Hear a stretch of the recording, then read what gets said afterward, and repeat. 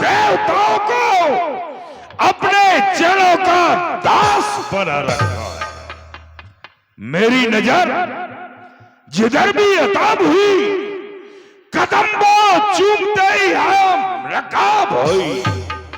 कदम वो रख नहीं सकता, वो नारायण मेरे घर में मेरे भय से सोता है, सदा वो क्षीर सागर है। बोली बचन क्रोध कर भारी, देश कोस के सुरती विसार। हाय भैया कट गई रे भैया, तेरी शानो शौकत पर पड़ जाए खाक, तेरे जीते जी तेरी बहन की कट गई। बहन सुकुमार, शब शुरुआत से हाल बता, किसने तुझे पामाल किया? अरे ना तेरे काटे बदमाश दस करी हुआ, गरनाम बता दे भैया, गरनाम बता दे तू उसका, हर तरह से दुरूद करूं, मुंह झुकाड़ कर मरदूद की उसे नेस्ते नाबूद करूं। कौन है बहन, कौन है जिसने मौत को निमंत्रण दिया है? मुझे शीघ्रता से उसका नाम बता दे तू। भैया और हे भाई और दो राम लखन और ऐसे डकबे में आए हैं और अपने साथ में सीता सी सुकुमारी साथ वो लाए।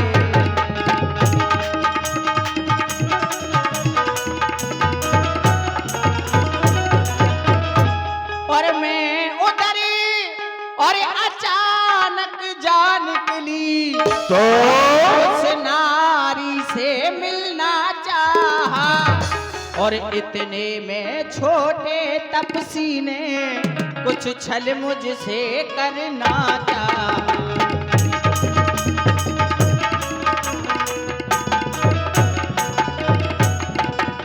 बहन सुकुमार, जब उस छोटे से तपस्वी ने तेरे साथ में छल करने की कोशिश की तो तूने मेरा नाम क्यों नहीं लिया?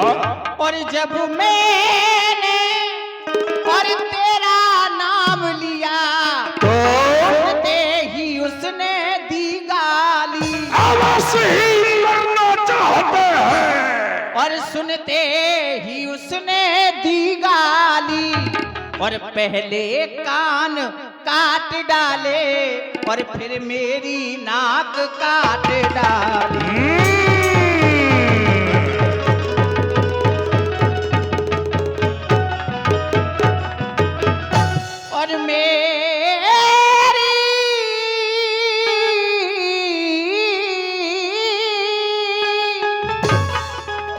और मेरी नाक गई सो गई और अपनी नाक संभालो तुम और है जग में ऊंचा नाम नहीं तो नकटा नाम धरा लो।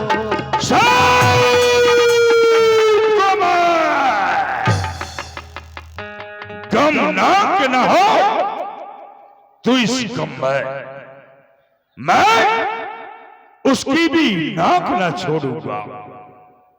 बेजान निकाल कर नथनों का मिर्चों का नाक उन्हें दूंगा। बल करूं तो उनके नाक से नाक नकेल डरवा दूंगा। फिर तेरे यहां अभी लाकर बस नाके चने चबा दूंगा। बहन सुकुमार, नारी की नाक काटने से होती है नाक नहीं ऊंची, अबला पर शस्त्र उठाने से होती है दांत नहीं ऊंची। ये धमाचार, ये धराधाम, पाताल लोक, अरे मेरे पिनाकिने जीते हैं, मेरे भैंसे सिंह और बकरी एक घाट पर पानी पीते हैं। ये समाचार, ये दुराचार क्या कुलभूषण से नहीं कहा? अरे उसका भी वही अखाड़ा था, क्या खरदूषण से नहीं कहा? कहा भैया, वो सभी 14,000 सेना के साथ लड़ने के लिए आए और मारे गए। क्या खरदूषण मारा गया?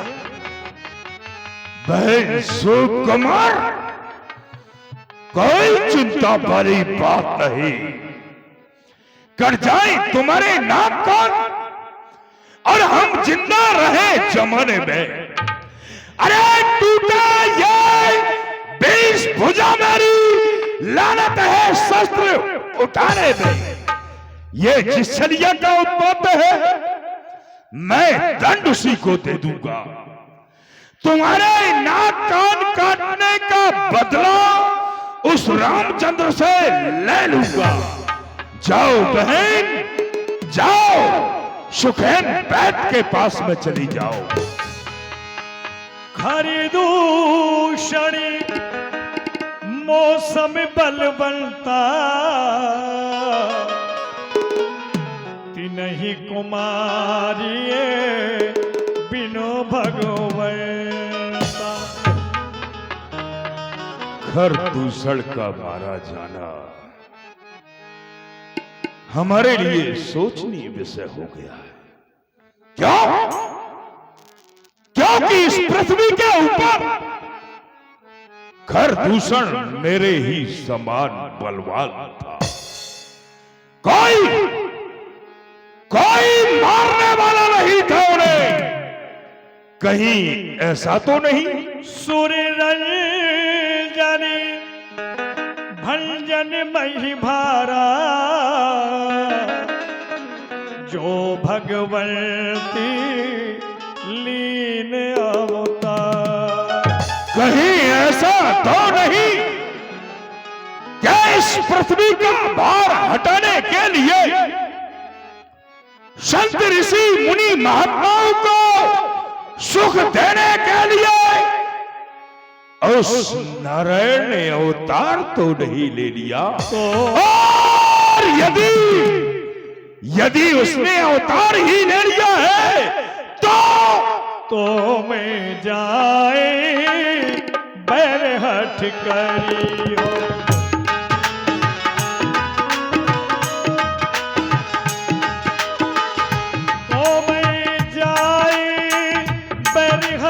करी हो प्रभु सर से भव सागर तरी हो, प्रभु सर से भव सागर तरी। और यदि उसने सत्य ही अवतार ले लिया है तो मैं उससे जाकर के हठ पूर्वक बैर करूंगा और उसके हाथों से मर करके भावसागर से तर जाऊंगा। क्यों? कोई भजन नहीं तामस देहा, मन क्रम वचन मंत्र दृढ़ ये हा। क्योंकि ये तामसी शरीर है। इस तामसी शरीर से अब ईश्वर का भजन, पाठ, पूजा इत्यादि कुछ नहीं हो पा रहा। यही विचार सर्वोत्तम है। यही विचार सर्वोत्तम है। यदि पृथ्वी का भार हटाने को लिया राम ने अवतार है तो उसके हाथों से मरकर मेरा भी बेड़ा पार है। अपना परिचय दिखलाई है युक्ति मुझे। इस रण के कारण मिलनी है अब पिछले जन्म से मुक्ति मुझे। बैर नहीं प्रीत है ये, प्रीत नहीं अनुराग है ये, वो नहीं उनका बाण है ये, भक्तों के लिए सुहाग है ये। लेकिन राम तूने ये ठीक नहीं किया। मेरी बहन की नाक को काट करके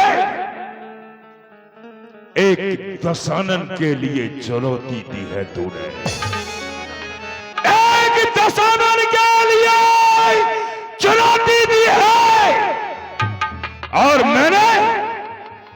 मैंने तेरी चुनौती को भली प्रकार से स्वीकारा है राम। प्रातः काल के उदय होने वाले शोर, मैं भी तुझे राहु बन करके ग्रस जाऊंगा। परंतु फिर वही विचार मन में आता है, क्या कहीं ऐसा तो नहीं कि ये समस्त देवता मिलकर के हमारे प्रति कोई षड्यंत्र तो नहीं रच रहे? क्या ऐसा कृत्य एक ब्रह्म कर सकता है? ब्रह्म कहीं स्त्री के ऊपर वार कर सकता है? नाना प्रकार की शंकाएं हृदय में उत्पन्न हो रही है। लेकिन राम, यदि ये त्रिलोक कहता है, यदि ये त्रिलोक कहता है कि तू लीला अवतारी है, तो आज मैंने भी तुझसे शत्रुता करने की विचारी है। तू है उस लोक का स्वामी, तो मैं हूं इस लोक का स्वामी। पता भी पड़ जाएगा कि किसकी शक्ति भारी है। क्या मैं क्रोध के आवेश में आकर के उन दोनों राजकुमारों का वध कर दूं? नहीं। एक सशक्त योद्धा का निहत्थे के ऊपर वार करना ये उचित नहीं है। राम, तूने तो मेरी बहन को क्रूर किया है, लेकिन हमारी बहन सुकुमार कह रही है कि उनके साथ में एक सुंदर स्त्री भी है जिसका की नाम सीता।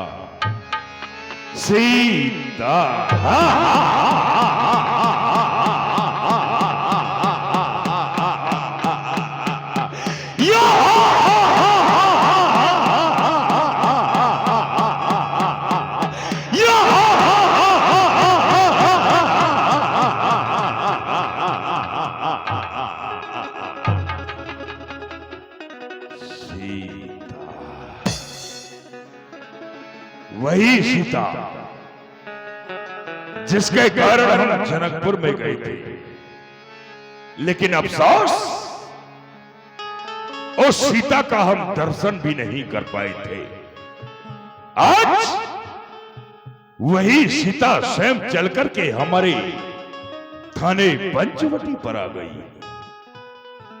राम, तूने तो मेरी बहन को क्रूप ही किया है, लेकिन मैं तेरी स्त्री का हरण करके सारे रघुवंश की नाक को काट दूंगा।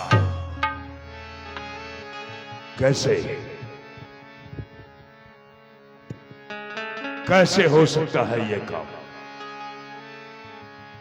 कौन है जो कि लंका में ऐसे समय पर मेरे काम आ सकता है? चला अकेल जान चढ़ता हवा, बस मारीच सिंधु तट जहावा याद आया मामा मरीच याद आया। माया भी है, अय्यार है, वेश बदलने में निपुण है। मुझे मामा मारीच को ही माध्यम बना लेना चाहिए। अब मुझे मामा मारीच के पास में चलना चाहिए। महाराजा रावण मायापति भगवान से माया करने को जा रहे हैं, अर्थात भगवान श्री राम जी के पास मारीच को सोने का मृग बनाकर भेजने का प्रयास कर रहे हैं। तो भगवान श्री राम तो अंतर्यामी हैं, क्षण क्षण की बात को जानने वाले हैं। भगवान ने निश्चय कर लिया कि जब रावण मुझे माया का मृग दे रहा है तो भला मैं क्यों रावण को असली सीता दूंगा। तो जिस समय श्री लखनलाल जी कंदमूल फल लेने के लिए वन की ओर चले गए तो भगवान श्री राम ने श्री सीता जी को एक आदेश प्रदान किया। सुनहु प्रिया व्रती रुचिरी सुशीला,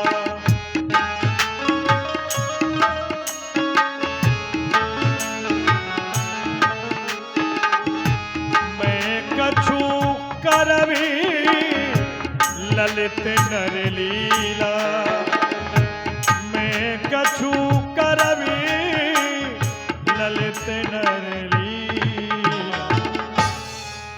जानकी, जिस कार्य के लिए हमने इस पृथ्वी में मनुष्य देह धारण किया, अभी तक हमारा वह कार्य प्रारंभ भी नहीं हुआ। वह समय आ चुका है